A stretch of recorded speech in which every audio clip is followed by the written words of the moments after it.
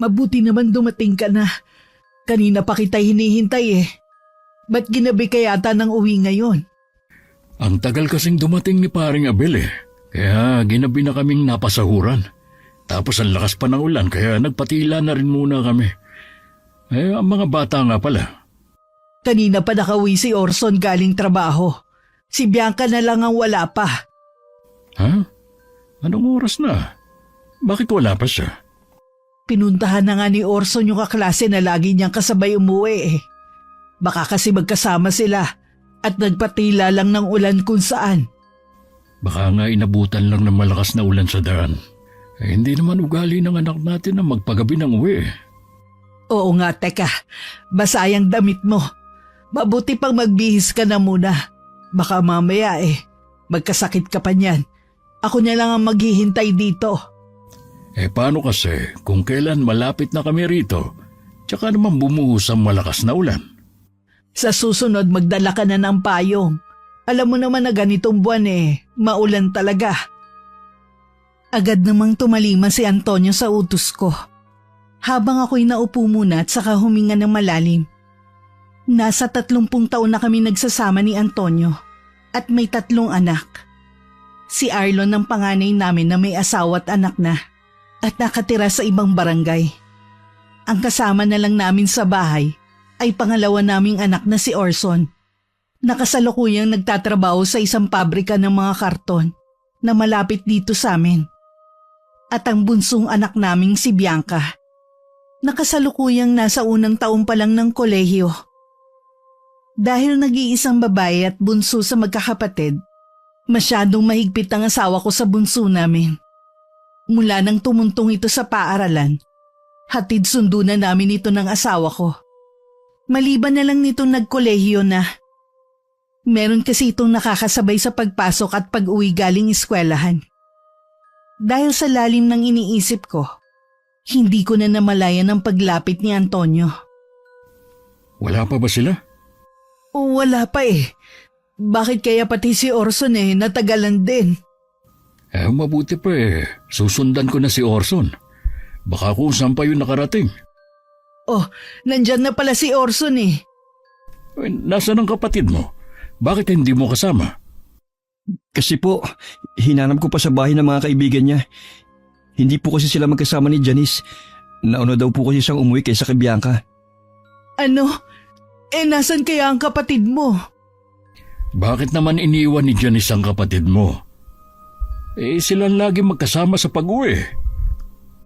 Tinanong ko nga po sa kanya kung bakit. Sabi po niya, ayaw daw sana niyang iwan kaso po mapili si Bianca. Nasaan na kaya ang kapatid mo? Bakit hindi pa siya umuwi? Sana naman walang nangyari masama sa kanya. Ang mabuti pa, Orson. Samahan mo ako sa barangay. Hihingi tayo ng tulong kay Kapitan. Sasama ko sa inyo. Huwag na. Dito ka na lang. Baka umuwi ang anak natin at walang maabutan ni isa sa atin. Sige, mag-iingat kayo ha. Madulas pa naman ang daan ngayon. Tinanaw ko pa ang mag-ama ko habang naglalakad palayo. Pinagsalikop ko pa ang mga kamay ko at saka umusal ng mahinang dasal. Ayoko lang sambitin kanina sa asawa ko. Pero iba ang nararamdaman kong takot ng mga oras na yon. Pumunta ako sa kusina at kinuha ko ang magnaregalo kay Bianca nung nakaraang kaarawan nito.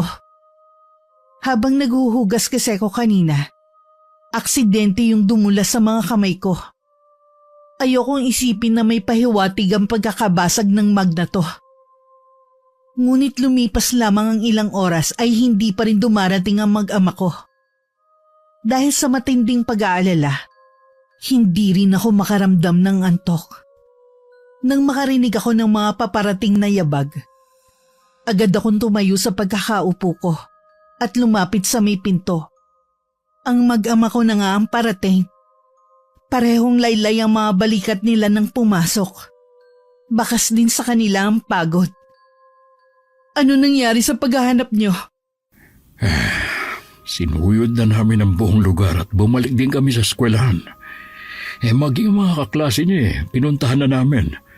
Pero walang nakakaalam kung nasan si Bianca. Pinayuhan kami ni Kapitan na ipagbigay alam na sa otoridad bukas kapag hindi pa rin umuwi ang anak natin ngayong gabi. Sana naman wala nangyaring masama sa anak natin. Diyos ko, huwag niyo pong pababayaan si Bianca.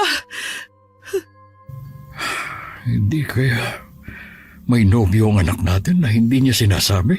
Iniisip mo bang nagtana ng anak natin? Posible naman, di ba? Baka natutong maglihim ang anak natin dahil sa paghihigpit natin sa kanya. Imposible ang sinasabi mo, Antonio. Mabait at masunurin ang anak natin. Hindi niya magagawang maglihim sa atin. Hindi ko na alam ang iisipin ko.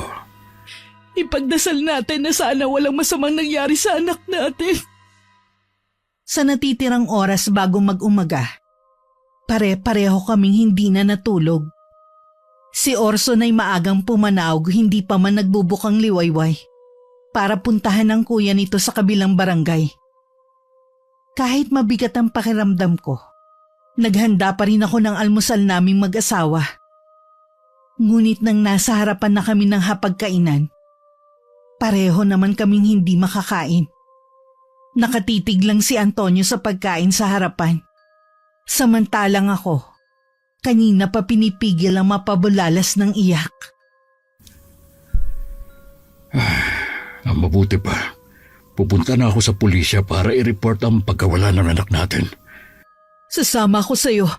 Hindi rin kasi ako mapapakali dito. Dumito ka na lang. Baka biglang dumating ang anak natin. Susubukan ko rin maghanap sa ibang lugar. Baka sakaling may nakakita kay Bianca. Antonio, wala naman siguro nangyaring masama kay Bianca, di ba? Huwag ka muna mag-isip ng kung ano-ano. Hintayin na lang natin ang makabalik ang anak natin. Kasi kahapon, habang naghuhugas ako ng mga pinagkainan natin, aksidenteng nabasag ang magna paboritong lagyan ng inuming tsokolate ni Bianca. Naisip ko lang na baka meron yung pahiwatig. Walang ibig sabihin yun. Tinatakot mo lang ang sarili mo eh. Hindi ko lang kasi maiwasan na mag-isip ng masama eh. Nakalimutan mo na ba ang kasabihan ng mga matatanda noong araw? Hindi makakatulong ang sinasabi mo. Mabuti pa, lalakad na ako. Sana makita mo na ang anak natin. Huwag ka nang umiyak. Mahahanap din natin si Bianca. Nasundan ko na lang ng tingin si Antonio habang kinukuhang sombrerong buli na nakasabit sa may dingding at saka pumanaog na ng bahay namin. Itinabi ko na lang ang pagkain dahil lalo ako nawalan ng gana ng maiwang mag-isa. Lumabas din ako ng bahay at nagtanong-tanong na rin sa mga kapitbahay. Nagbabaka sakali akong may nakakita kay Bianca. Pero lahat sila ay iisa ang sinasabi. Huling nakita nila si Bianca nung umaga na papasok ng eskwelahan. Bigurin na umuwi ng araw na yun si Antonio. Dahil sa pagkawala ng anak namin, hindi na muna siya pumasok sa trabaho. Ayaw din sanang pumasok muna ni Orson sa trabaho nito. Pero pinayuhan siya ng itay niya na kailangan niyang pumasok pa rin sa pinagtatrabahuhan. Siya na lang daw ang bahala maghanap kay Bianca. May 1 linggo na mula nang mawala ang anak natin. Kumusta na kaya siya? Miss ko na si Bianca. Tinapat na ako ng pulis na may hawak ng kaso sa pagkawala ni Bianca. Maaari daw, patay na ang anak natin. Hindi maaaring patay na ang anak natin. Sino ba ang pulis na yun para sabihin na patay na si Bianca? May ebidensya ba siya? Nakita ba niyang patayin ng anak natin, ha?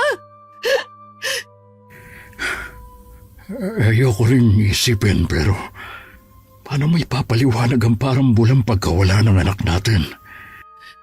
Mas matatanggap ko pang nakipagtana na lang siya sa kanyang nobyo kaysa malamang patay na siya. Maghahanap kami ni Arlon sa kabilang bayan o kahit saan pa kami makarating. Basta, mahanap lang si Bianca. Hanapin niyo si Bianca. Ayokong tanggapin ang sinasabi ng pulis na yon. Gagawin ko ang lahat para makita lang namin si Bianca. Pero, aaminin ko, nawawala na rin ako ng pag-asa na matatagpuan pa natin siya ng buhay. Pati ba naman ikaw, Antonio? Ganyan din ang iniisip. Kinukutuban na kasi ako ng hindi maganda. Maniniwala lang ako na wala na nga si Bianca kapag ako mismo ang makakita sa wala ng buhay na katawan niya. Nang araw na yun, muling umalis ang asawa ko kasama ang anak naming panganay. Ako naman walang tigil ang pagdarasal na sana bumalik na sa amin ang anak ko. Saktong 10 araw na nun, nang dumating ang 2 barangay tanod sa bahay. Mag-isa lang ako nun. Dahil umalis na naman ang mag-ama ko para hanapin si Bianca. Kinailangan ko di umano ang sumama para kilalanin na natagpo ang bangkay sa isang abandonadong bahay, di kalayuan sa bahay namin. Biglang bumuway ang tayo ko. Mabuti na lamang ay maaga pa akong nahawakan ng isa sa kanila. Nang matiyak na ayos na ako, kabado akong sumunod sa kanila. Wala pang 15 minuto na marating namin ang lugar. Marami na rin mga tao ang nakikiusyoso. Hinawi ng 2 barangay tanod ang mga tao para makadaan kami. Habang palapit kami sa abandonadong bahay, tila ayaw nang humakbang ng mga paa ko. Sa daming naglalaro sa utak ko, namalayan ko na lang na nasa loob na ako. Napatingin ako sa natatakpan ng sako at bumaba ang tingin ko sa paa na isang sapatos na lang ang nakasuot.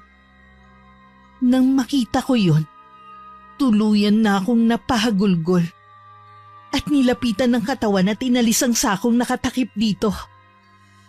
Hindi na halos makilala ang mukha nito dahil sa matinding pinsalang natamo. Punit-punit din ang suot nitong uniforme. Hindi ko napigilan na mapahagulgol. Kahit masangsang na ang amoy ng katawan nito, niyakap ko pa rin ng mahigpit. Dahil sa pagdadalamhati, hindi ko namalayan ang pagdating ng asawa ko't si Arlon. Ilang sandali pa, dumating na rin si Orson. Bianca, anak, bakit? Ano nangyari sa'yo? Sino may gawa nito sa'yo? Ang anak natin!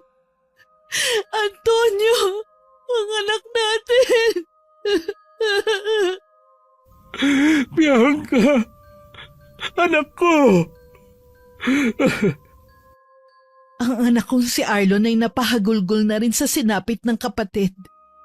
Pinagbuntunan nito ang dingding ng lumang bahay. Paulit-ulit nitong sinuntok ang dingding hanggang mabutas yun.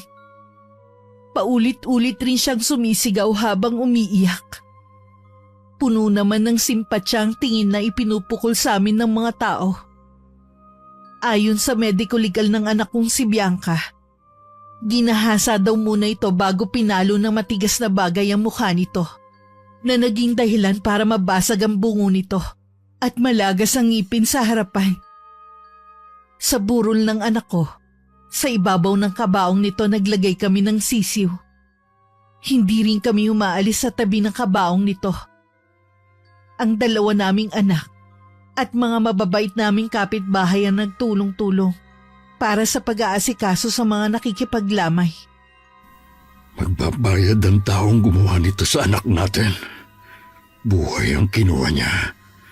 Buhay din ang dapat na maging kapalit. Paano mo mapagbabayad ang taong gumawa nito sa anak natin kung hindi naman natin siya kilala? Nararamdaman kong nasa malapit lang ang salarin. Sinong gagawa nito sa anak natin? Wala tayong mga naging kaaway. Marunong naman tayo makisama at kahit ang mga anak natin. Hindi ko alam kung anong kasalanan natin para parusahan tayo ng ganito. Tay, meron pong gusto makipag-usap sa inyo. Sino naghahanap sa akin? Ninong po ni Bianca, Si Mang Abel, nasa labas po siya. Bakit hindi siya tumuloy? Gusto daw po niya kayo makausap ng sarilinan. Sige, lalabas muna ako. Ikaw na muna dito, Orson, sa tabi ng kapatid mo. Teka lang, Antonio. Anong kailangan yung pag-usapan ni paring Abel? May kinalaman ba to sa nangyari kay Bianca? Saka na ako magpapaliwanag, Rosa. Napakunot na lang ang aking noo habang sinusundan ng tanaw ang asawa ko. Mula sa bukas na bintana namin, tanaw ko nang lapitan niya si paring Abel. Iginiya pa siya ng kumpare namin malayo sa mga tao sa paligid. Lalo ako nagtaka sa ginawang yun ng kumpare namin. Habang nakatingin ako, pakiwari ko ba nagtatalo ang mga ito sa kung anong bagay? Napaiyak pa ang asawa ko habang hawak sa magkabilang balikat si paring Abel. Nawala lang ang atensyon ko sa kanila nang lumapit sa akin ang mga kaklase ni Bianca. Hinarap ko muna sila at nakipaghuntahan sandali. Ginunita din nila kung gaano kabait at kakalog na kasama ang anak ko. Kaya labis sila nabigla sa sinapit nito. Hangad din nilang makuha ang hustisya para rito. Ilang sandali lang, iniwan na nila ako. Tsaka ako naman naalala na sulyapan muli ang asawa ko at ang kumpare namin. Ngunit wala na sila sa kinatatayuan nila kanina. Orson, alam mo ba kung saan nagpunta ang tatay mo at si paring Abel? Nakita ko po silang umalis kanina. Hindi ko po alam kung saan sila pupunta eh. Hindi naman kasi nagpaalam ang itay. Ganun ba? Ang kuya Arlon mo, Kasalukuyan po niyang kausap si Kapitan. may balita na ba kung sino ang nasa likod ng pagkamatay ng kapatid mo? Sa pagkakarinig ko po kanina sa pinag-uusapan nila, baka daw po adik ang gumawa nun kay Bianca. Pero wala naman napapabalitang adik sa lugar natin ah. Yun nga pong sabi ni Kuya Arlon kay Kapitan eh. Pero giniit lang ni Kapitan na baka dayo lang dito sa lugar natin ang may gawa nun kay Bianca. Ewan ko. Parang mahirap paniwalaan na dadayo pa dito ang taong yun para gahasain at patayin ang kapatid mo. Tsaka, bakit natagpuan ang katawan ng kapatid mo malapit lang dito sa atin? Ibig sabihin lang nun eh, hinarang siya habang pauwi dito sa atin. Baka sinamantala nung salarin ng malakas na ulan ng gabing yun. Ewan ko lang, Naya. Pakiramdam ko, merong itinatago yang si Kapitan eh. Hindi ko man lang kasi nakitaan ng simpatya sa atin eh.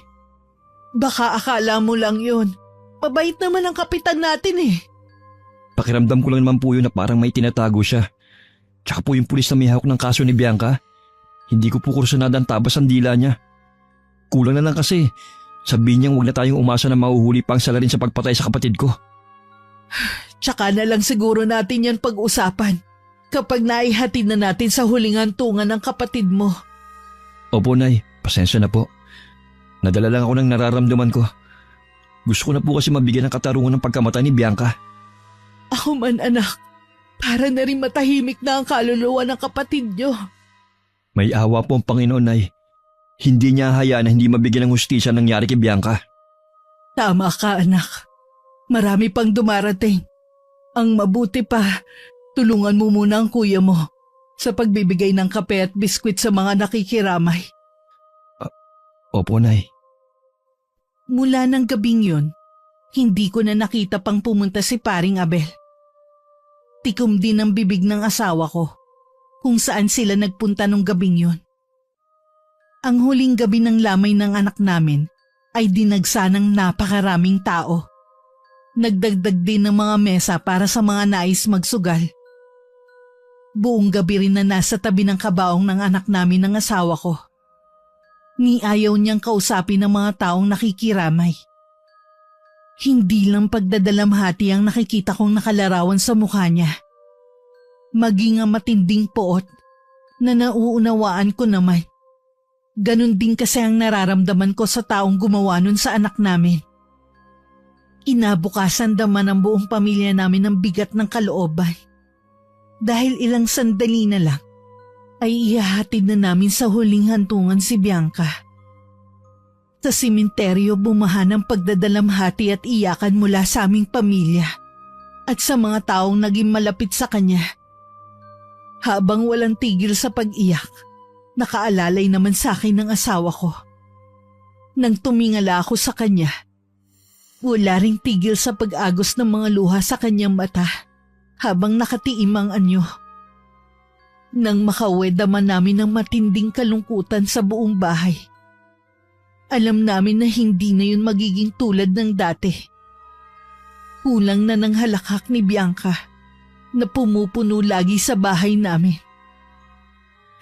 Bianca, hanggang ngayon iniisip ko pa rin na sana isa lamang itong masamang panaginip. Wala na tayong magagawa pa. Kinuha na sa atin si Bianca. Ang hirap lang tanggapin sa ganong pangyayari, mawawala ang anak natin. Alam kong mahirap. Pakiramdam ko, paulit-ulit akong tinatarakan ng punyal sa dibdib ko. Tuwing naaalala kong kalunos-lunos na sinapit ng anak natin. Sana naman mahuli na ang may gawa nun sa kanya. Higit sa sinapit ng anak natin ang mararanasan ng taong yun. Magtiwala ka lang. Makakamtan din ang anak natin ang hustisyang nararapat sa kanya. Napatitig ako kay Antonio. Tila kasi meron siyang ipinapahiwatig.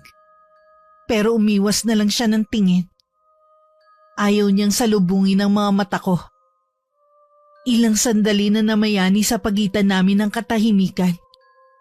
Sinuyod ko na lang ng tingin ang buong kabahayan. Kahit saan ko kasi ipaling ang mga mata ko, si Bianca nakikita ko sa lahat ng sulok ng bahay. Napaiyak na naman tuloy ako. Matuli na lumipas ang isang linggo. Balot pa rin kami ng kalungkutan dahil sa trahedyang naganap sa pamilya namin. Napansin ko rin ang unti-unting pagbabago sa asawa ko. Bumalik na siya sa trabaho niya bilang mason. Ngunit imbis na maagang umuwi, lagi na lang siyang ginagabi sa pag-uwi. Katulad ng araw na yon.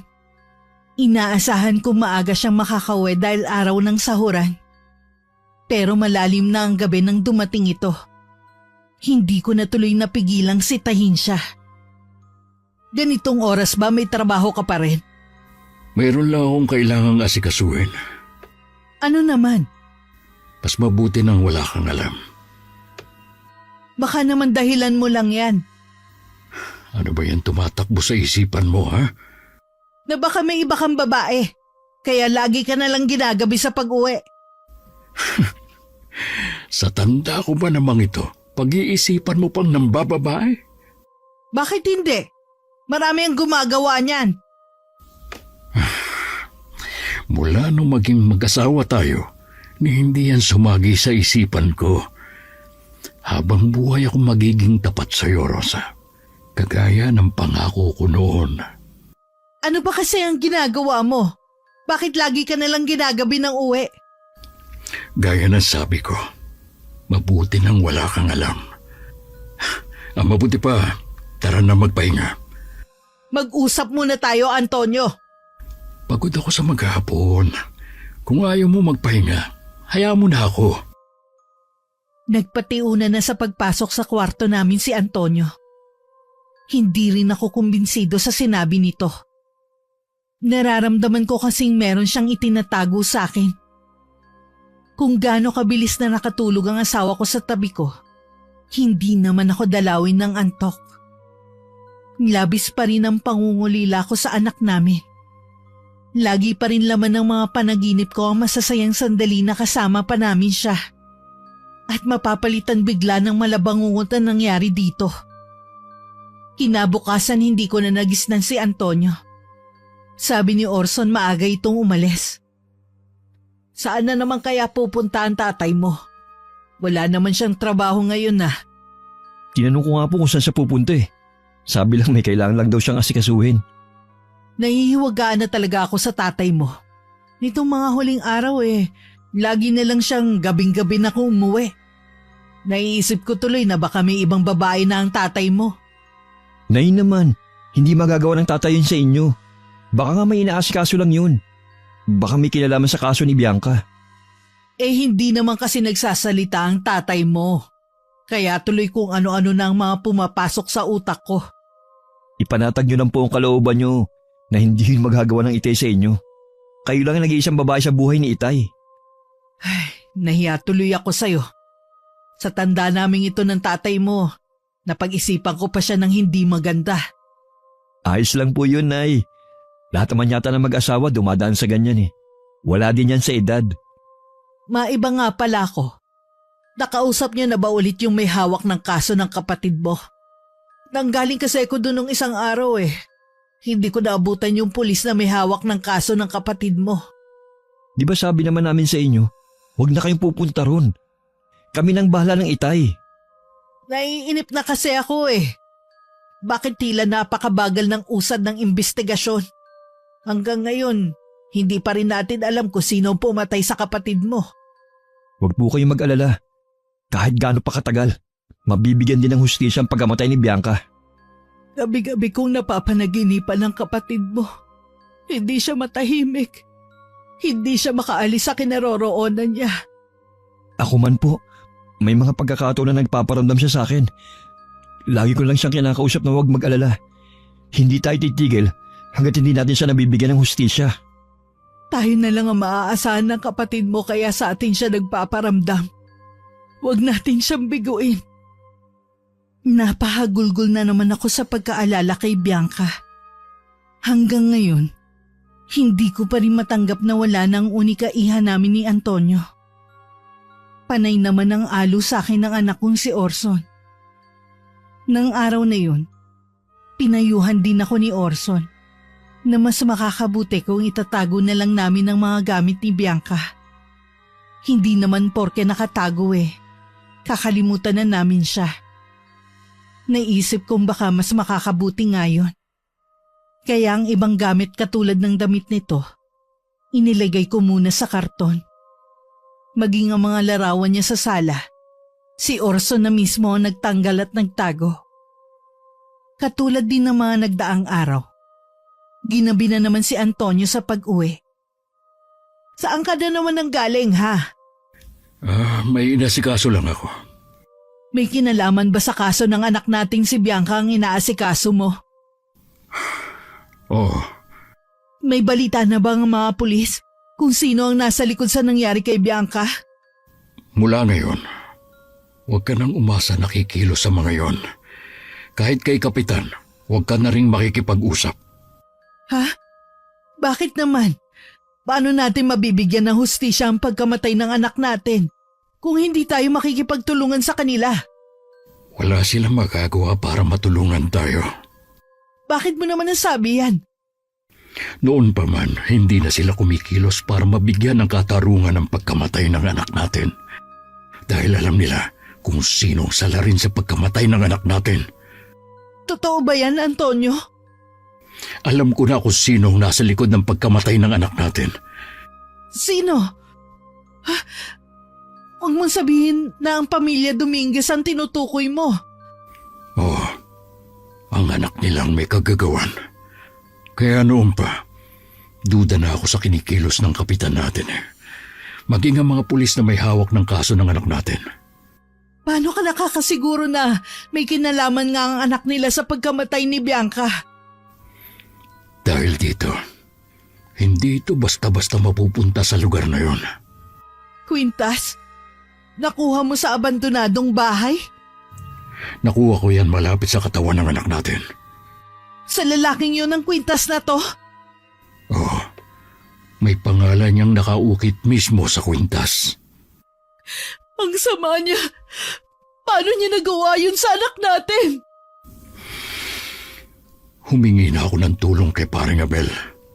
Ngunit pati siya pinagbantaan. Natatakot siya sa kaligtasan ng pamilya niya.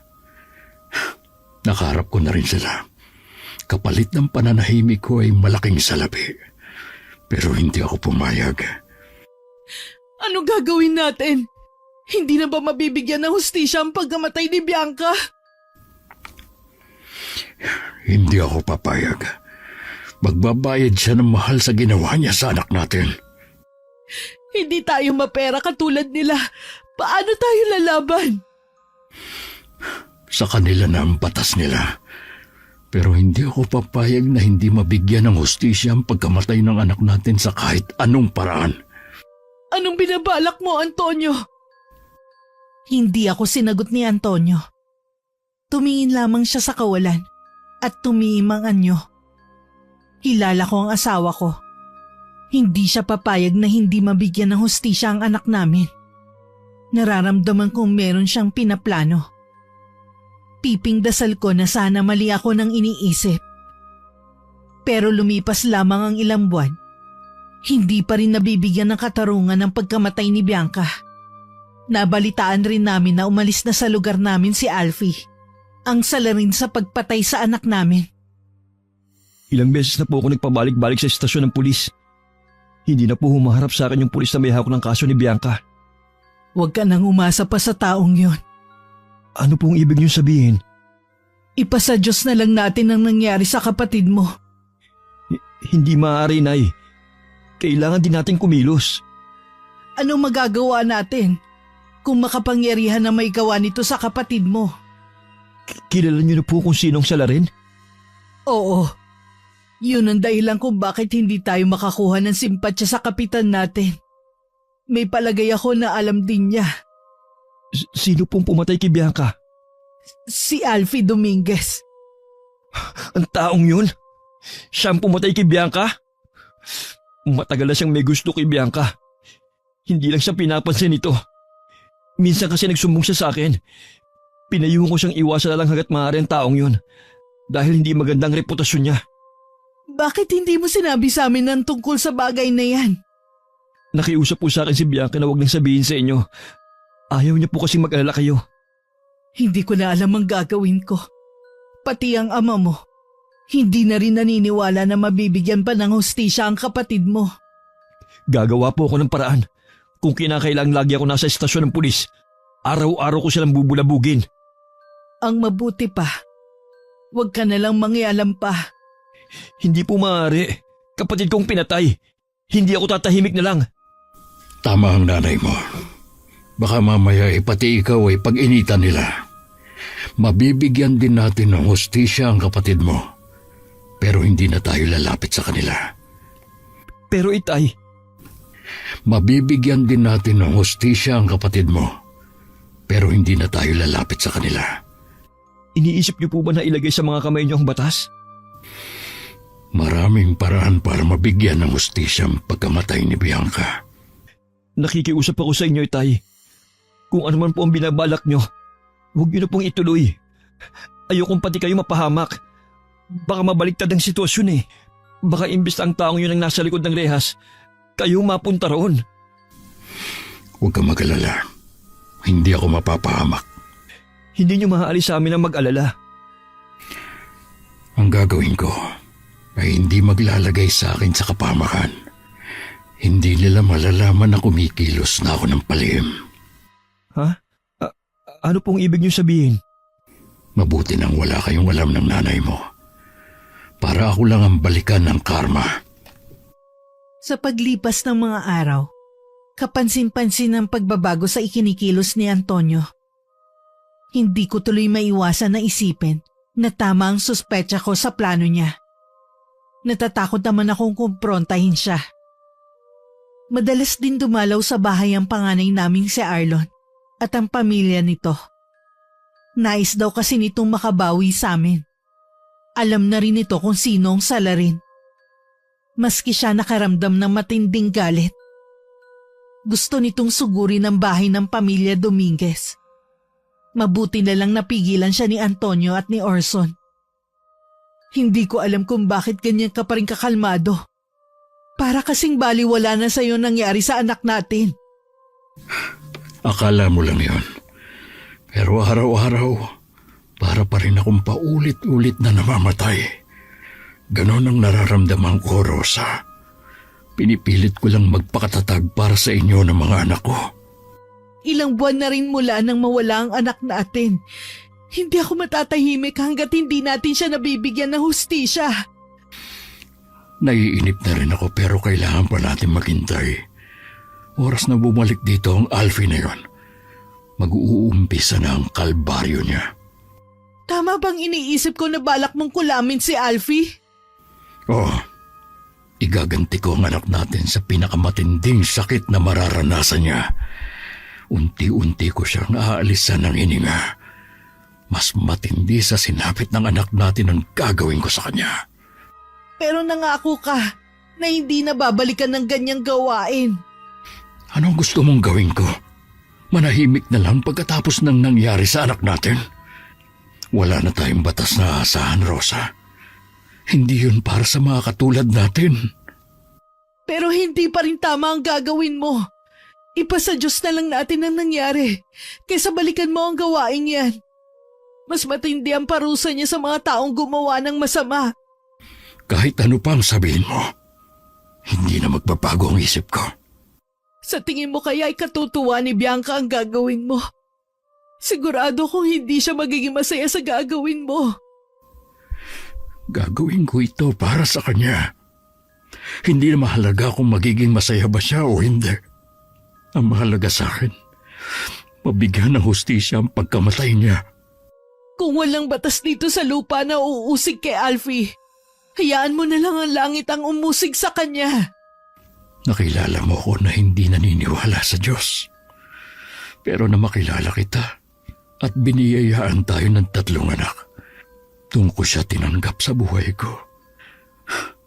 Pero bakit kailangan niyang bawiin ang anak natin sa ganong paraan? Bakit hindi na lang ako ang kinuha niya? Ako na lang sana pinarusahan niya at hindi ang anak natin. Noon ko lang muling nakitang umiyak ang asawa ko. Mula nang mamatay ang anak namin.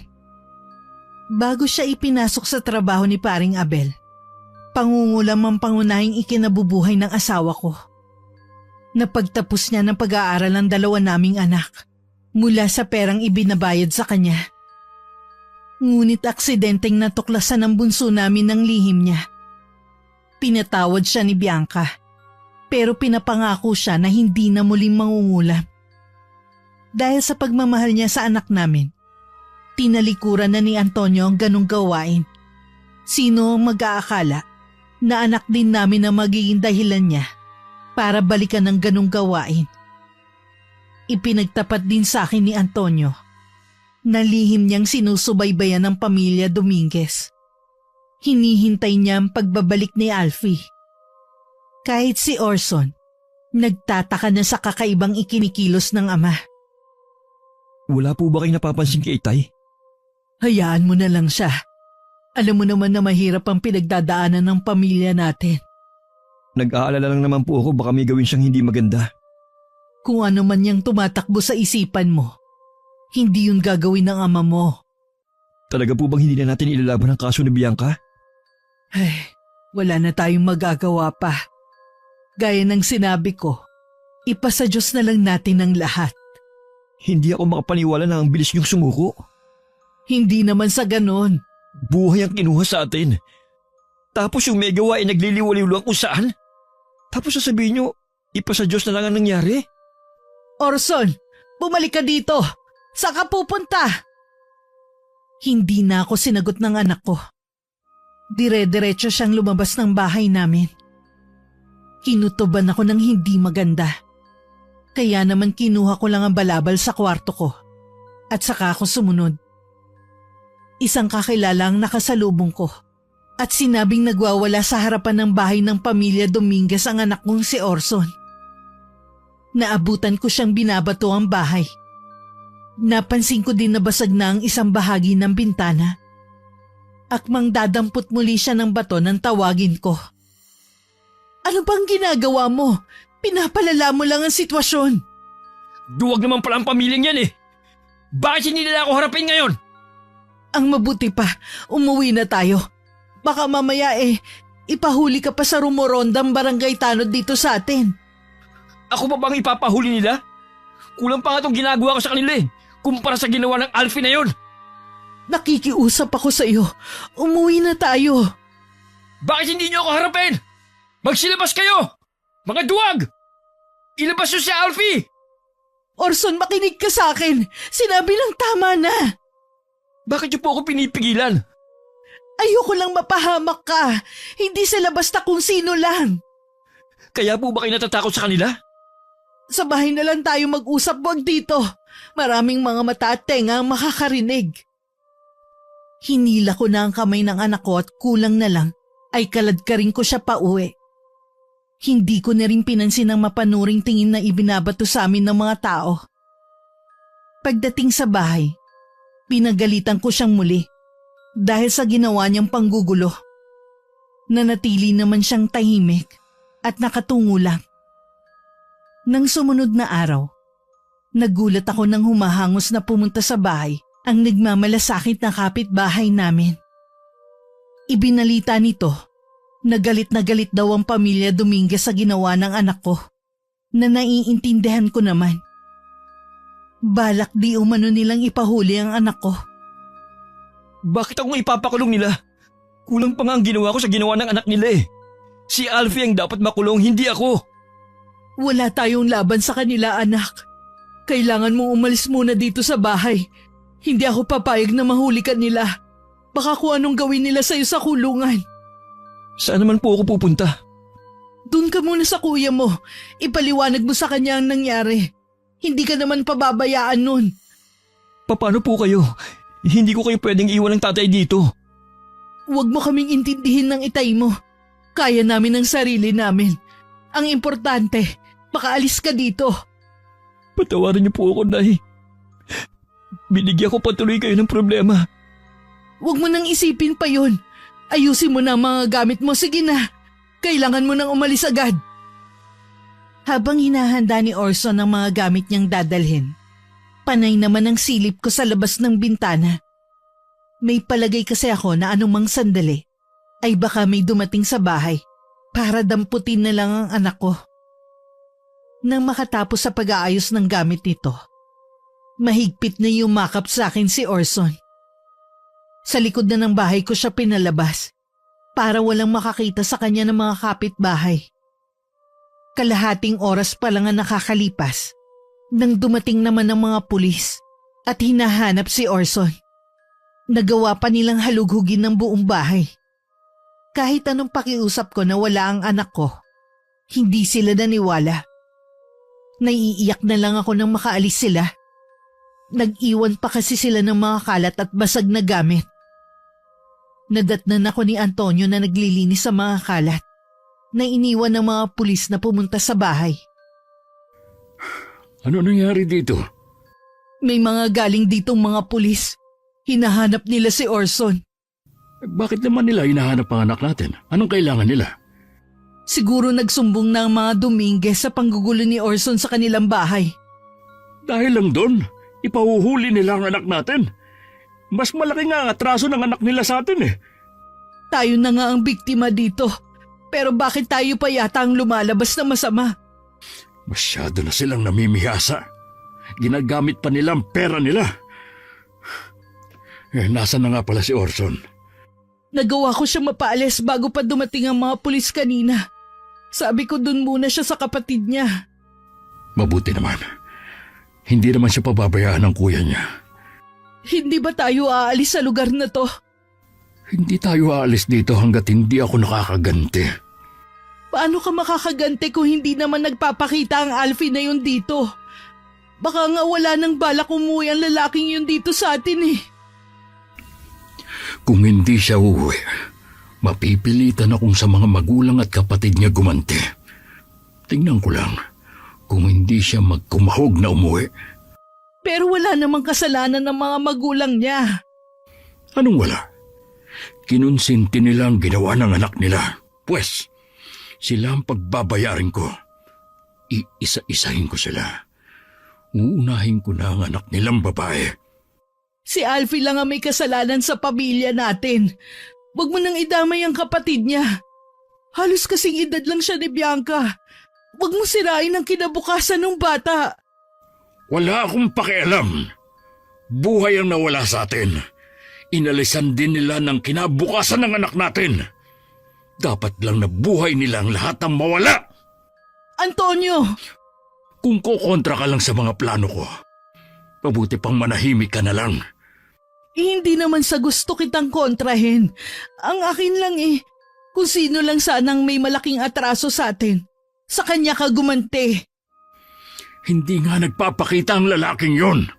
Kating-katina ang kamay kong makaganti sa kanya at sa pamilya niya. Napatitig na lang ako kay Antonio. Gustuhin ko man siyang pigilan sa mga plano niyang gawin. Naisip kong tama naman siya. Gusto ko na rin kasing mabigyan ng hustisya ang anak naming si Bianca.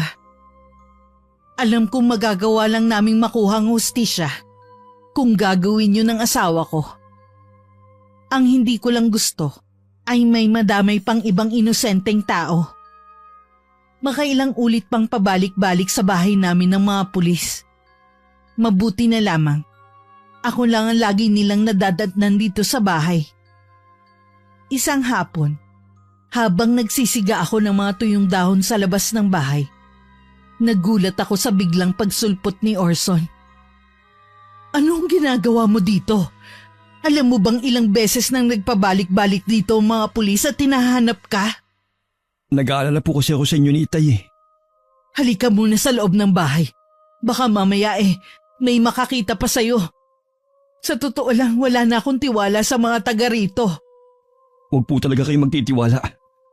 Alam niyo po ba na meron ding nagpunta mga pulis sa bahay niya, kuya? Mabuti lang po nakalis na ako ron. Ano ka mo? Tapos pumunta ka dito? Baka mamaya may nakakita sa'yo. Tiniyak ko po na walang nakakita sa akin sa pagpunta ko rito. Ay, wala naman ang tatay mo ngayon. Sayang hindi kayo magkikita. Nag-aalala rin sa'yo yun Nay, magpakalayo-layo na lang kaya tayo. Hindi papayag ang itay mo hanggat hindi siya nakakaganti. Ho? Sa paano paraan po maghihiganti ang Itay? Hindi ko alam kung paano to sasabihin sa'yo. Pero tama lang siguro na malaman mo. Hindi ako sang-ayon sa gagawin ng ama mo pero naisip ko na ito lamang ang tanging magagawa natin para makuha ng kapatid mo ang hustisyang nararapat sa kanya. Kung malalagay po sa alanganin ng Itay, kailangan po natin siyang pigilan. Hindi malalagay sa kapahamakan ng ama mo dahil wala namang makakaalam sa gagawin niya. Makapangyarihan po ang pamilya Dominguez. Imposibleng hindi nila malaman ang gagawin ni Itay kung sakali. Sa panahon ngayon, iilan na lang ang nakakaalam sa kulam. Ha? May alam ang Itay sa kulam? At yun ang gagawin niya para makapaghiganti? Oo anak, isang mabagsik na mangkukulam ang itay mo. Totoo po ba ito? Baka sa mukha ni Orson ang pagkalito sa kanyang mga nalaman. Hindi nito kasi akalain ng nirerespetong ama ay may alam sa itim na salamangka. Maski kasi ito ay kabilang sa mga taong hindi naniniwala sa mga kulam o kahit ano pang kababalaghan. Hindi na rin umalis pa si Orson sa bahay namin. Hinintay nitong dumating ang ama. Nang makauwi nga si Antonio ng gabing yon, sabik na niyakap nito ang anak namin na ilang araw ding hindi nakita. Mabuti naman at dinalaw mo kami ng nanay mo. Pasensya ka na, anak. Wala akong magawa para matulungan ka. Ayos lang po, Tay. Kasalanan ko naman kung bakit ako nasa ganitong sitwasyon Huwag kang mag-alala, anak. Makakaganti rin tayo sa pamilyang yon. Mas matindi mangyayari sa kanila. Lahat po ba sila balak niyong kulamin? Sinabi ba sa'yo ng kinay mo? Opo. Huwag po sana kayong magalit sa kanya. Karapatan ko naman po sigurong malaman ng tungkol sa iniingatan niyong lihim. Dahil sa ginawa ng Alfie na yun sa kapatid mo, muli niyang ginising ang kabilang bahagi ng pagkatao ko na pilit ko ng gustong kalimutan. Nang sabihin niyo ng inay, hindi ako makapaniwala na nasa dugo natin ang pagiging mangkukulam. Namana ko ito sa iyo, mong lola. Alam kong kasalanan ito sa Diyos, kaya wala akong balak na isalin pa ang kaalaman na ito sa inyong mga anak ko. Kailan niyo po balak umpisa ng paghihiganti niyo? Inumpisahan ko na sa anak nilang babae. Iisa-isahin ko sila hanggang umuwi si Alfie. At pagkatapos, siya naman ang isusunod ko. Ano pong ginawa niyo sa kapatid niya? Binigyan ko siya ng isang karamdaman na walang lunas. Tama lang po yun. Para maramdaman nilang lahat kung paano mawala ng mahal sa buhay. Natutuwa ako at sumasangayon ka sa akin. Mas lalo kong nararamdaman ang paglakas ng itim kong kapangyarihan. Nandito lang po ako, Tay. Sabihin niyo na kung ano pang maaari kong itulong sa inyo. Wala na, anak. Basta nandiyan ka lang sa tabi ko. Sapat na yon. Naiiling na lang ako na marinig ko ang usapan ng mag-ama. Hindi na rin ako nangialam pa. Tutal alam ko namang hindi sila paaawat sa mga gagawin pa nila. Makalipas lamang ang 1 linggo, nabalitaan na lang namin na namatay na ang bunsong anak ng mag-asawang Dominguez. Ayon sa balita, bigla na lang nagkasakit ang dalaga. Nadala naman di umano ito sa ospital, pero lalong lumala ang kondisyon nito hanggang sa bawian ng buhay. Ayon sa nakasaksi, maraming sugat ang buong katawan nito na nagsimula lamang sa mga pantal. Narinig ko pang nagtatawanan ng mag-ama ko habang pinag-uusapan nilang nangyari sa dalaga. Tiyak po na magpapakita na si Alfie sa burol ng kapatid niya. Hindi yun makakatiis. Kahit magpakita pa siya, uunahin ko pa rin ang mga magulang niya bago ko siya isusunod. Para makita mismo ng mga mata niya ang unti-unting pagkawala ng mga mahal niya sa buhay. Tama lang na buong pamilya niya maging kabayaran sa ginawa niyang kasalanan. Si Alfie lang ang may kasalanan sa atin. Dapat hindi mo na idinamay pa ang kapatid niya. Pero Nay, kasalanan din naman ni Alfie kung bakit nangyari yun sa kapatid niya. Sana hindi siya nagtago at hinarap ang kasalanan niya. Hindi ko lang kasi maiwasan na maawa sa batang yun. Huwag kayong mag-alala. Wala naman akong balak pang kumontra sa iba niyo pang plano. Sa kanila ko lang naman gagamitin ang itim kong kapangyarihan. Pagkatapos nito, magpapakalayo-layo na tayo sa lugar na ito. Sana nga matapos na yung paghihiganti mo para lahat tayo makapagsimula muli ng panibagong buhay. Halo ang nararamdaman ko ng mga panahon na yun. Nalulungkot ako dahil may kailangang madamay na inosenteng tao. Tuwa dahil sa wakas, naiparamdam na rin sa pamilyang yun kung gaano kasakit ang mawalan ng mahal sa buhay. Kapansin-pansin din ang sigla sa asawa kong si Antonio. Masaya na rin ako kahit papano. Nagagawa na kasi ulit magbiruan ng mag-ama ko at sabay-sabay na ulit kaming kumakain.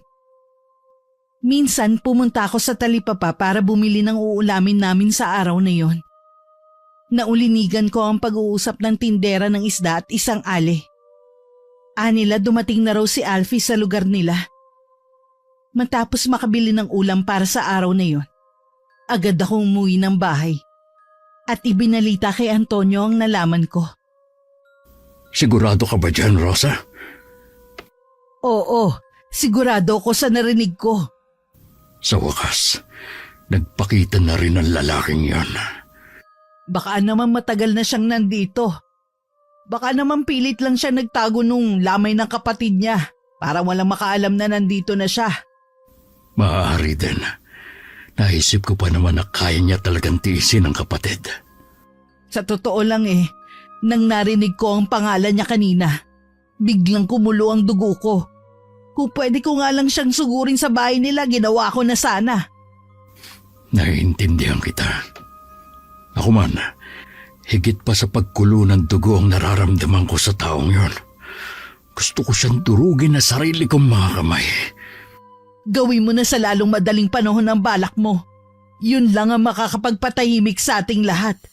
Baka yun din ang kailangan ni Bianca para patahimikin na niya ako. Halos gabi-gabi kasi siya nagpapakita sa akin sa panaginip. Madalas din niya akong dalawin sa panaginip ko. Malungkot siyang nakatingin sa akin. Lalo ko tuloy siyang namimiss. Tuwing gabi nagigisnan ko na lang na wala sa tabi ko si Antonio. Bumabangon naman ako para hanapin siya. Lagi ko siyang nakikita sa labas ng bahay namin habang nakatingala sa buwan. Sa lupa, may nakaguhit na 2 magkabaliktaran na hugis at sulok. At sa gitna nun ay 3 kandilang itim. Alam ko naman kung para saan yun. Kaya hinayaan ko na lang siya. Bumalik na ako sa pagkakahiga, pero naging mailap na sa akin ng antok. Kinabukasan kahit puyat, bumangon pa rin ako para maghanda ng aming almusal. Gising na rin ng mga oras na yun si Orson. Napansin ko na nakabihis siya at nakaligo na rin. May lakad ka ba ngayon? Opo, Nay. Makikipagkita po ako sa kaibigan ko. Baka po kasi mayroon siyang trabaho na pwede kong pasukan. Hindi ba delikado sa'yo na lumabas? Baka kasi makita ka nila. Sa tingin ko po, Nay, huminto na sila sa paghahanap sa akin. Kahit na, mabuti na yung nag-iingat tayo. Pareho po kasi tayong walang trabaho eh. Baka po kulang na ang panggastos natin dito sa bahay. Paubos na rin po kasi ang ipon ko eh. Huwag kang mag-alala. Ibebenta ko na ang mga alaga nating baboy. At meron nang kukuha ng mga yon. Kaya huwag ka na mag-alala sa mga gastusin natin dito sa bahay. Makakaraos din tayo. Hindi po ba para sana sa pag-aaral ni Bianca mga baboy na inaalagaan nyo? Ay, oo. Pero ngayong wala na siya. Mabuti nang ibenta na lang natin ang mga alaga natin. Lalo ko lang kasi siyang naaalala eh. Habang buhay na po natin siyang maaalala. Kahit saan sulok ng bahay na ito, puno ng alaala niya. Alam ko naman yun. Pero kailangan pa rin natin magpatuloy sa buhay. Siguradong yun din ang gusto ni Bianca na gawin natin. Kung nasan man siya ngayon, konting tiis na lang. Makakamit mo na rin ang hustisya sa pagkamatay mo. O siya, dyan muna kayo at haharapin ko lang ang pagluluto ng almusal natin. Baka mamaya magkaiyakan na naman tayo dito. Tuwing nag-uusap-usap kami, hindi talaga maaaring hindi mabanggit ang pangalan ni Bianca. Pagkatapos kumain, nagpaalam ako sa mag-ama ko na pupunta lang ng Talipapa para bumili ulit ng uulamin namin. Nang pabalik na ako, habang binabaybay ko ang daan pa uwi sa amin, hindi ko akalain na makakasalubong ko si Alfie. Nagsalubong pa ang mga mata namin, pero bigla itong umiwas ng tingin. Akmaring lilihis ng daan ito pero mabilis ko siyang nilapitan. At hindi ko napigilan pa ang bugso ng damdamin ko. Sinugod ko siya ng mga hampas at sampal habang umaagos ang mga luha ko sa mata. Walang hiya ka! Ang kapal naman ng mukha mo magpakita pa dito pagkatapos ang ginawa mo sa anak ko! Tumigil na ho kayo, Aling Rosa! Anong karapatan nyo para sagurin ako? Nakakalimutan nyo na yata kung sinong pamilya ko sa baryo natin. Hindi ko nakakalimutan! Ginagamit nyo ang pera at kapangyarihan nyo para manipulahin ang mga tao at ang batas! Alam nyo naman pala eh. Pero ang lakas ang loob nyo saktan ako. Kulang pa yan sa ginawa mo sa anak ko! Hindi ko ho alam ang sinasabi nyo. Huwag kang magsinungaling pa! Lalo mo lang dinadagdagan ng kasalanan mo sa amin! Wala akong ginagawang masama. Sinungaling! Ikaw ang pumatay kay Bianca! Aminin mo na! Nasa amin ang kwintas mo! Matibay na ebidensya yon! Wala akong aaminin na kahit na ano. Ikaw ang magbabayad sa ginawa mong to sa akin. Hindi ako natatakot sa'yo, kahit sa buong pamilya mo. Talaga lang ha? Sige, tignan natin. Huwag mo akong takutin. Baka sa huli pagsisihan mo pa kung bakit hindi ka nalang sumuko sa mga otoridad. Pinagbabantaan mo ba ako ha? Ano bang magagawa ng pamilya mo? Isa lang naman kayong pobre na napadpad sa lugar namin. Oo, pobre lang kami. Pero wala kami inabusong ibang tao. Hindi katulad mo. Isa kang mamamatay tao. Anong sabi mo? Sige, ituloy mo ang pagsampal sa akin para madagdagan ang kasalanan mo sa amin. Pasalamat ka't matanda ka na. Sa susunod, hindi ko na palalampasin ang gagawin mo. Dinuro-duro pa ako ni Alfie bago siya naglakad palayo sa akin. Sinundan ko pa siya ng matalim na tingin bago ko pinulot ang supot ng pinamili ko na hindi ko na malayang nabitiwan ko pala.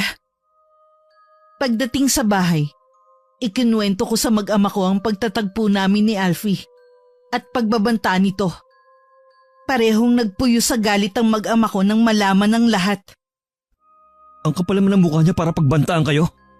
Sana nga itong may malaking kasalanan sa atin eh. Kanina napansin ko na balisa siya at namumula ang mga mata. Tama nga yatang kumakalat na balita na gumagamit ng bawal na gamot ang taong yun. Posible nga na gumagamit siya. Maaaring na-impluensyahan siya ng mga kaibigan niya sa Maynila. Yun din ang sinasabi ko kay Bianca, kaya pinapaiwas ko siya sa taong yun. Pero hindi pala sapat ang babala ko. Dapat protektahan ko siya sa kanya. Huwag mong sisihin ang sarili mo. Ginawa mo naman ang lahat para sa kapatid mo. Sadyang demonyo lamang ang Alfie na yon, kaya nakagawa pa rin siya ng paraan para malapitan si Bianca. Iyak na magsusumbong yun sa mga magulang niya sa ginawa sa kanya ng inay. Eh di magsumbong siya. Mabuti nga yun eh. Sigurado magpapapunta sa larito ng mga tao para guluhin tayo. Paghahandaan natin ng mga taong yon. Nang gabing yun sinadya naming huwag magbukas ng ilaw. Kaya naman inakala ni Alfie at ng mga kasama nito na walang tao sa bahay. Napangisi pa ito sa pag-aakalang natakot kami. Kaya umalis na lamang.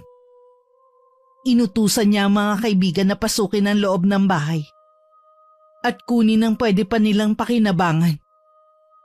Ngunit nasa bungad pa lang sila ng pinto. Sinalubong na sila ng napakaraming paniki. Napasigaw pa ang ilan sa kanila sa pagkagulat, pero hindi natinag si Alfie. Siya na ang unang humakbang papasok sa loob ng bahay namin. Napako naman siya sa mismong sala ng bahay nang makita ang imahe ni Bianca. Naliligo sa sariling dugo habang hindi na makilala ang mukha nito. Nakaluwa pa ang isang mata habang nakatingin sa kanya. Doon na siya kinilabutan at nagsisisigaw. Napatakbo na lamang siya palabas ng bahay habang nakasunod ang mga kasama. Kinabukasan isang balita ang gumulat sa mga taga-baryo. Namatay na rin kasi si Ginang Dominguez. Ayon sa kumakalat na balita, kapareho di umano ang naging sakit nito sa namatay na anak dahil sa magkasunod na pagkamatay ng anak at asawa. Hindi na kinaya ni Ginoong Dominguez ang pangyayari. Natagpuan ng isa sa kanilang kasambayang katawan nito na nakabigti sa kisame ng kwarto nito. Sayang, nakaligtas siya sa aking paghihiganti. Ngayong wala na ang buong pamilya ni Alfie. Sa tingin ko mas matindi pa sa kulam ang nararanasan niya ngayon. Gusto ko pa rin siya magdusa. Kailangan siya mismo magbayad sa kasalanan na ginawa niya sa anak natin. Sige, ikaw na ang bahala. Siya nga pala, nakuha ko na ang perang pinagbentahan ng mga alaga nating baboy. Pwede na tayong magbagong buhay sa ibang lugar. Oo, Rosa. Tatapusin ko lang ang huling misyon ko. Pagkatapos, magpapakalayo-layo na tayo.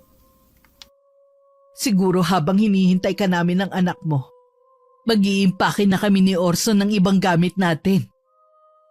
Bago isagawa ng asawa ko ang huling orasyon niya, wala kaming kaalam-alam na makikipagkita muna siya kay Alfie. Nasubaybayan niya kasi kung saan ito pumupunta at kung kailan walang kasama. Habang pauwi na sa kanilang bahay ang lalaki, biglang humarang si Antonio sa daraanan nito. Hindi agad siya nakilala ni Alfie dahil sa sombrerong buli na suot niya. Nang mag-angat ng paningin ng asawa ko at nakilala ni Alfie, nanlaki bigla ang mga mata nito at akmang tatakbo paleo. Huwag mo nang tangkaing tumakas, Alfie. Kahit saan ka magpunta, susundan ka na sumpa ko. Ano bang kailangan niyo sa akin, ha? Bakit ayaw niyo akong tigilan? Malaki ang atraso mo sa amin ng pamilya ko. Lalo na kay Bianca. Hindi ko alam ang sinasabi mo. Huwag mo nang itanggi. Nasaan ang kwintas mo? Ano kung akong pumatay kay Bianca? Nakipot kasi ang anak mo eh.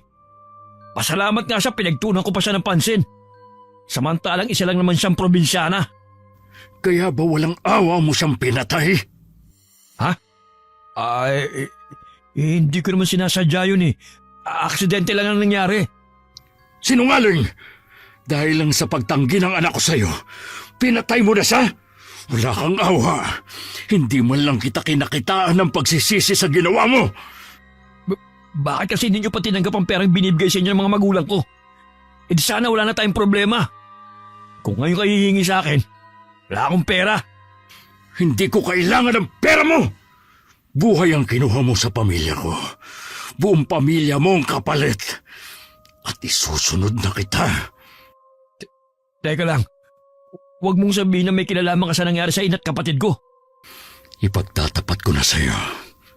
Tutal, makakasama mo na ang pamilya mo. Kinulam ko sila. Ano? Kulang ba ka mo? Nagbibiro ka ba? Hindi totoo ang kulam. Pues, maniwala ka. Dahil ikaw na ang susunod ko. Ipaparanas ko sa'yo ang sakit na naranasan namin nang mawala si Bianca.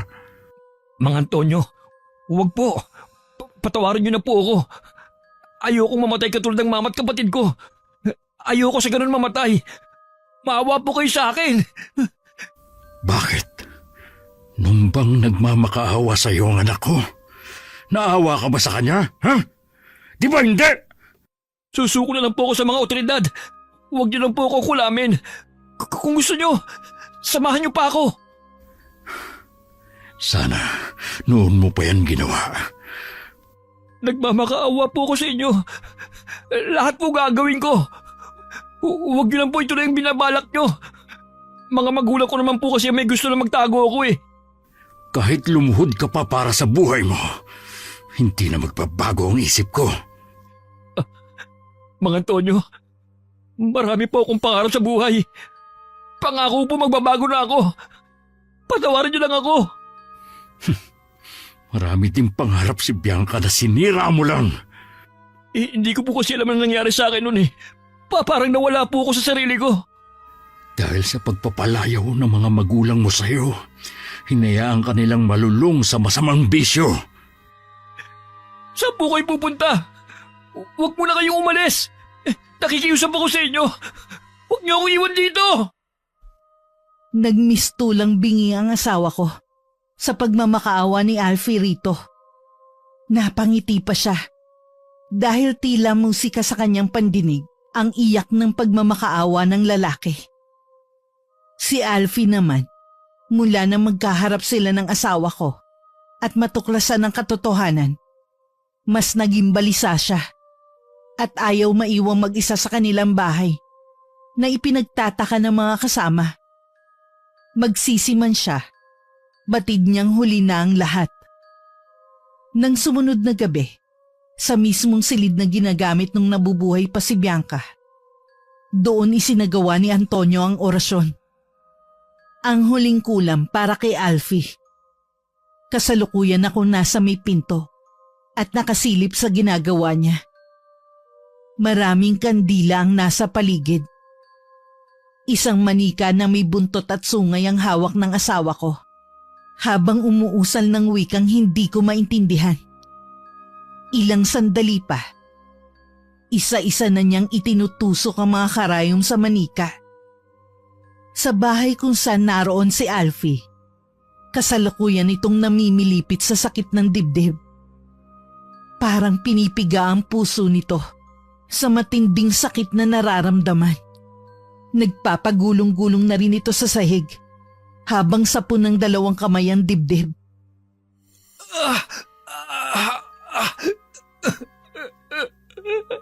Sakit! Tulong! May nakakarinig ba sa akin? Tulungan niyo ako!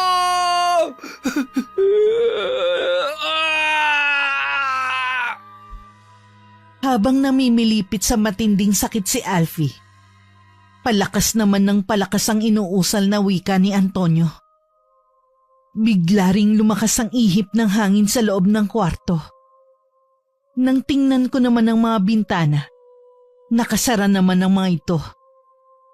Gumapang din ng kilabot sa buong sistema ko dahil sa kakaibang lamig na bumabalot sa kwartong yun. Marahan ko nalang isinara ang pinto at saka bumalik sa sala Nadat na naman ako sa ganong ayos ni Orson.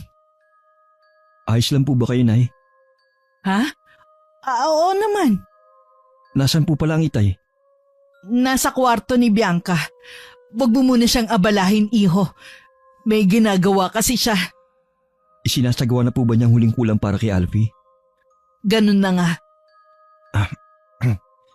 Nay, huwag niyo po sanang mamasamay ng pag-uusisa ko. Bakit po sa kabila ng alam niyong isang mangkukulam ang itay, tinanggap niyo pa rin siya? Dahil mahal ko ang tatay niyo. At hindi ko pinagsisisihan na tumagal kami ng pagsasama. Tsaka noon pa, puro masasamang tao lang ang kanyang kinukulam. Kapag po halimbawa na mawala ng itay, hindi na rin po magpapatuloy sa pamilya natin ang kaalaman sa kulam? Yun ang mas makakabuti. Pero Nay, gusto ko pong akong magpatuloy sa ginagawa niya. Hindi ako papayag. Hindi mo pag-aaralan ng kulam. Katulad din po ng itay. Sa masasama ko lang po gagamitin ang kaalaman ko sa kulam kung sakaling papayag ang itay na sa akin niya ipamana. Hindi ganun kadali ang gusto mong mangyari. Hindi mo alam ang sinasabi mo. Pero Nay, Tama ang inay mo. Hindi ganun kadali ang maging mangkukulam. Balang araw, sisingilin ka nito kahit sabi mo pang ginamit mo lang ang nalalaman mo sa kulam sa masasamang tao. ano pong ibig niyo sabihin, Tay? Nararamdaman ko na sinisingil na ako ng mga ginawa kong kasalanan. Bago pa man kami makasagot ng anak kong si Orson, sunod-sunod nang dinalahit ng ubo si Antonio. At pagkatapos ay sumuka ng dugo. Agad ko siyang nilapitan at hinagod ang likod niya. Si Orson naman ay kumuha ng isang basong tubig sa kusina. Hindi ko maiwasan na matakot sa nakita kong dugo sa sahig. Alam kong hindi dapat baliwalain yun. Bumalik na rin si Orson at iniabot sa kanyang ama ang baso ng tubig. Pero nanatili lang yung hawak ni Antonio. Huwag kang malungkot. Hindi pa naman ako mawawala agad. Kung biro man yan, pues hindi ako natutuwa. Malaki ang nawala sa aking lakas ng sunod-sunod kong gawin ng orasyon. Tsaka, may edad na rin kasi ako. Ano pong mangyayari sa inyo, Tay? Ayoko munang isipin ang bagay na yan. Ang importante, magkakasama tayo. Kahit hindi na tayo kumpleto. Sorry, Tay. Kung sinuportahan ko ang plano niyo, sana pinigilan ko kayo. Sana. Huwag mong sisihin ang sarili mo. Kahit pinigilan niyo pa ako ng nanay niyo, itutuloy ko pa rin ang plano ko. Tay, huwag niyo po kaming iiwan ng init, kuya, ha? Kailangan pa po namin kayo. Tama ang anak mo, Antonio. Hahanap tayo ng magaling na manggagamot. May pera naman tayo dito eh. Yung pinagbentahan ng mga alaga nating baboy. Huwag na. Itabi niyo na lang ang pera. Huwag niyo nang sayangin sa pagpapagamot niyo sa akin. Nararamdaman ko na kumalat na sa buong katawan ko ang karamdaman ko. Walang saysay ang buhay ko kung mawawala ka sa amin. Tanggapin na lang natin ang mangyayari. Ayoko na kayong umasa pa. Bakit po ba sunod-sunod ang kamalasan na nangyayari sa pamilya natin? Pasensya na kayo kung pati kayo nadamay sa karma na para lang sa akin. Naging napakabuti niyo sa amin. Hindi dapat kayo pinaparusahan ng ganyan. Kaya ayoko nang maisa sa inyo ang magmana ng aking kaalaman. Kahit gaano ka pa kabuti, oras na tinanggap mo ang itim na kapangyarihan, kaakibat na nito ang paniningil. Ayoko na kapag nagkapamilya ka, pati sila ay madamay. Naiintindihan ko na po. Umiiyak na niyakap namin si Antonio. Maaaring isang mabagsik na mangkukulam ito. Pero walang kapantay ang pagiging mabuti nitong asawa at ama sa mga anak namin. Kung nagawa man niyang muling balikan ng dating gawain, Dahil yun sa pagmamahal niya sa anak naming si Bianca. Kahit mahirap, pinilit kong maging masigla sa harapan ni Antonio. Mas pinagsilbihan ko pa siya kumpara noon. Maging si Orson ay naging mas malambing din sa ama nito. Nakarating din sa aming kaalaman na wala na rin si Alfie. Isang malayong kamag-anak umano nito ang nagpalibing sa lalaki. Marami din ang kumalat na balita na baka daw kinulam ang buong pamilya nito dahil sa pare-pareho ang karamdamang dumapo sa mga ito, maliban kay Ginoong Dominguez. Lumayo na tayo dito bago pa nila maisip na akong nasa likod ng lahat ng ito. Ayokong pati kayo ay madamay sa galit ng taong bayan. Oo, nakahanda naman na ang lahat ng mga gamit natin. Aalis tayo sa lalong madaling panahon. Nakausap ko na rin si Paring Abel. Handa niya tayong tulungang makaalis dito. Gabi namin naisipang umalis sa baryo na yon kung kailan mahimbing nang natutulog ang mga tao. Bago sumakay sa jeep ni Paring Abel, pinagmasdan ko sandali ang bahay na naipundar ni Antonio. Marami kaming alaalang naiwan sa bahay na yon. Iniwan na rin ni Antonio ang mga gamit niya sa pangungulam. Mahigpit din ang bilin namin kay Paring Abel na kailangan masunog ang bahay sa lalong madaling panahon. Kailangan dun na rin magtapos ang itim na kapangyarihan ni Antonio. Dinaanan na rin namin ang panganay naming anak na si Arlon at ang kanyang buong pamilya. Sa isang malayong baryo kami napadpad. Doon muli kami mag-uumpisa ng panibagong buhay. Yun na rin ang huling sandaling nakita namin si Paring Abel. Malamig na dito sa labas. Mabuti pang tara na sa loob ng bahay. Mamaya na tayo pumasok. Gusto ko munang panoorin ang paglubog ng araw. Baka kasi ito na ang huling sandaling matutunghayan ko ang paglubog nito. Huwag mong sabihin yan. Matagal mo pang mapapanood ang paglubog at pagsikat ng araw. Araw-araw pa kitang sasamahan. Salamat sa iyo at sa mga anak natin. Naging makabuluhan ang paglalagi ko sa mundong ito. Hindi mo kami kailangan pasalamatan. Kami nga ang dapat magpasalamat sa iyo eh. Naging mabuti kang haligin ng tahanan. Sa wakas, makakasama ko na rin ang bunso nating anak. Madalas ko siyang magisnan na nasa paanan ng hinihigaan ko. Nakangiti siyang nakatingin sa akin. Gusto na niyang sumama ako sa kanya. Pwede mo bang sabihin kay Bianca na sa susunod na magpakita siya sa'yo na huwag ka muna niyang kunin? Hindi naman siya may kagustuhan na kunin ako. Napag-utusan lang siya na sunduin ako. Antonio, malapit ng mga nakangasawa ni Orson. Ayaw mo bang makita ang apo mo sa kanya? Gustong gusto ko. Kaya lang, baka hindi ko naabutan. Alam kong hindi pa buo ang pagbabalik loob mo sa may kapal. Subukan mo tumawag sa kanya at humingi ng tawad. Hindi ko alam kung karapat-dapat pa ba ako sa hihingin kong kapatawaran sa dami ng mga naging kasalanan ko. Basta galing sa puso, ibibigay niya sa iyo ang hinihingi mong kapatawaran. Kitang-kita na ang pagkahapos sa buong itsura ni Antonio. Malaki na rin ang ikinabagsak ng katawan nito. Humpak ang pisngi at nanglalalim ang mga mata. Hindi na rin siya makalakad kung walang alalay. Pinahid ko na lang ang mga luhang na malisbis sa pisngi ko. Habang nakaakbay ako sa kanya, sabay na naming pinanood ang paglubog ng araw. 3 araw mula noon, hindi na nakabangon si Antonio sa higaan. Binubuksan ko na lang ang bintana sa kwarto niya para makapasok ang silahis ng sikat ng araw.